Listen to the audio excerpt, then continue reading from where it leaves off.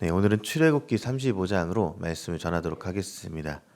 네, 오늘 출애굽기 본문에서는 세 가지를 다루고 있는데요. 첫째가 안식일에 대하여 다루고, 둘째는 성막 만드는 데 필요한 예물에 관하여서, 그리고 셋째는 부살레가 오홀리압이란 인물에 대해서 다루고 있습니다. 오늘 본문부터 40장까지는요, 성막의 건축에 관한 말씀들이 이어지게 될 것이고요. 그리고 오늘 말씀을 볼 때 모세가 처음 돌판을 가지고 산에서 내려왔을 때 그때 일을 한 번 더 생각해 보면서 오늘 말씀을 보시기 바랍니다. 그때는요, 우상 숭배하던 이스라엘의 모습이었기 때문에 성막에 대해서 이스라엘 백성들이 들을 수가 없었던 때였습니다.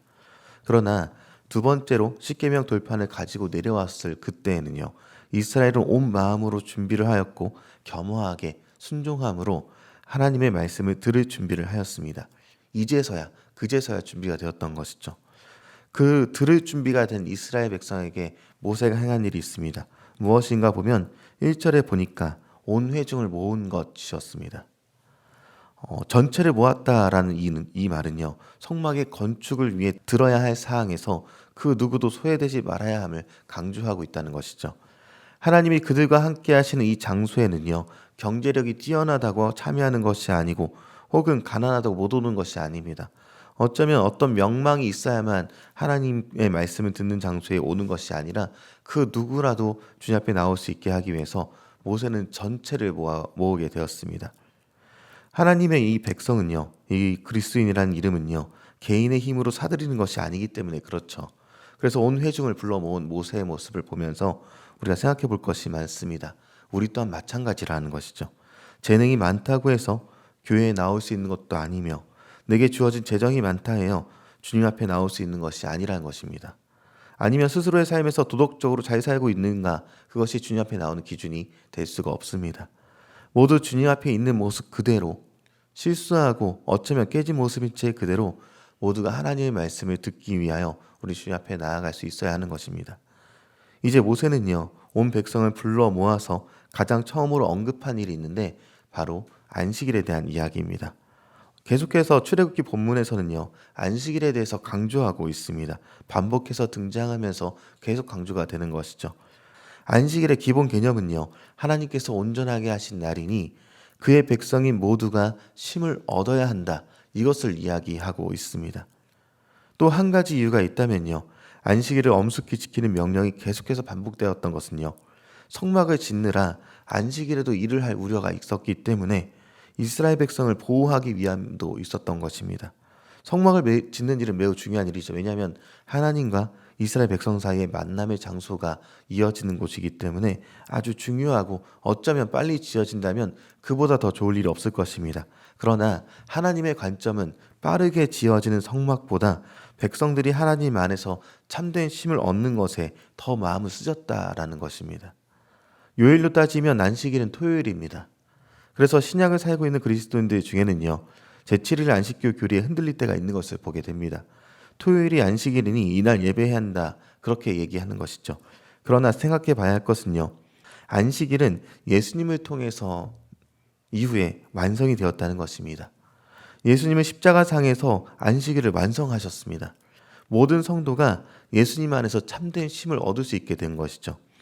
구약에서는 단 하루 토요일에 국한되어 있었던 안식일이요, 이제는 일주일 중에 하루인 제7일만이 다른 날과 구별되는 그런 날이 아니라 모든 시간, 즉 일주일의 모든 요일과 하루하루의 모든 시간이 하나님께 속한 거룩한 시간으로 완성이 된 것입니다.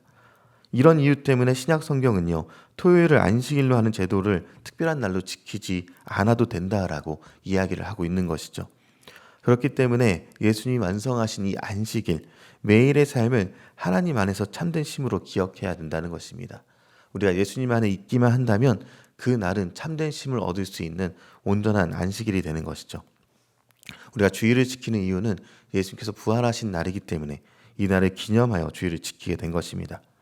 두 번째로 모세는요, 온 회중에게 성막을 만드는 데 필요한 예물을 드릴 때 마음에 원하는 자가 드리라, 이렇게 기록합니다. 5절 말씀 함께 읽도록 하겠습니다. 5절 함께 읽겠습니다. 너희의 소유 중에서 너희는 여호와께 드릴 것을 택하되 마음에 원하는 자는 누구든지 그것을 가져다가 여호와께 드릴지니 곧 금과 은과 녹과. 아멘. 이는 하나님께서요 모든 백성들이 함께 힘을 모아 성막 건축하기를 원하셨는데 이때 드려질 예물은요 강제로 정해진 것을 내게 되는 것이 아니었습니다. 무엇으로 드렸냐면 마음에 원하는 자들이 드리는 것이었다는 것이죠. 고대 근동의 사상은요 왕이 그의 백성들에게 세금을 강제로 추징하는 것이, 무언가를 만들 때 강제로 동원하는 것이 당연한 것이 고대 근동의 사상들입니다. 그 비율도 살인적입니다. 거의 대부분을 바쳐야만 했습니다. 그러나 하나님의 방식은 전혀 달랐죠. 마음에 원하는 자들이 내라. 자발적인 것만을 받으심을 이야기하셨던 것입니다. 하나님이 거하실 장소는요 하나님께서 강제로 취하실 장소가 아닙니다. 서로가 사랑의 교제가 있는 장소가 하나님이 함께 하실 장소인 것이죠. 신랑 대신 하나님과 신부된 교회가 함께 나눔을 하는 장소가 바로 이 성막이라는 곳이었습니다. 그렇기 때문에 마음에 없는 물건이 이곳에 등장할 필요가 전혀 없는 것이죠. 하나님이 사람에게 주신 가장 존귀한 가치가 있다면 그것은 사랑입니다. 사랑을 하는 사람은요 마음을 담아낸 시간을요 그리고 물질을요 나를 위해 쓰기보다 그 대상을 위해서 사용하게 되는 것이 사랑하는 사람의 특징이죠. 우리 교회라는 존재가 그렇습니다. 하나님이 이스라엘에게 원하신 것은요 자원하는 마음으로 드리는 것, 다른 말로 사랑의 표현입니다. 그것으로 성막이 만들어지길 원하시는 것이죠. 하나님을 향한 사랑만이 이 성막 만드는 재료가 되길 원하신다, 이것을 얘기하십니다. 이 땅의 성도들의 모임, 예수님의 이름으로 모이는 성도들의 모임은 교회로 불립니다. 그 안에는요 마음이 없는 물건 혹은 자원하는 심령이 없는 것들이 채워질 필요가 전혀 없습니다. 바로 사랑을 재료로 하는 드림이 필요한 것입니다. 그리고 마지막으로는요 특별한 일꾼 부살레가 오홀리압에 대해서 등장하게 됩니다. 이들은 사람들을 가르치는 능력을 가진 그런 사람들입니다. 다른 말로 하면 지혜자다, 이렇게 얘기를 할 수가 있겠는데요. 히브리어에서 호크마는요 지혜를 뜻하는 단어입니다. 그리고 그 원뜻은 건축자에게 사용이 됩니다. 부살레가 오홀리압은 지혜자였으며 하나님은 그들을 지명하여 부르셨고 하나님의 영을 충만하게 하셔서 지식으로 일하게 하셨습니다. 이들 두 사람만 성막을 만드는 데 사용된 것이 아니라 그들에게 배운 사람들이 힘을 모아서 하나님이 주신 지혜로 정교하게 성막을 건축해내게 됩니다. 온 성도가 함께 만들어갈 때 특정한 누군가만 할 수 있는 것이 아니라는 것이죠. 하나님이 주신 지혜로 함께 성막을 만들어가게 되는 것입니다. 우리 교회가 그렇다는 것이죠. 로마서 8장 28절을 보면요 우리가 알거니와 하나님을 사랑하는 자 곧 그의 뜻대로 부르심을 입은 자들에게는 모든 것이 합력하여 선을 이루느니라, 이렇게 기록하고 있습니다. 하나님이 함께 하시는 모임에는 나 혼자만 잘남이 없습니다. 모두가 함께하며 모두가 하나님을 예배하는 장소로 만들어져 가게 되는 것입니다. 오늘 말씀 가운데 우리가 생각해 보게 될 것은 나는 교회로 지어져 가고 있는가입니다.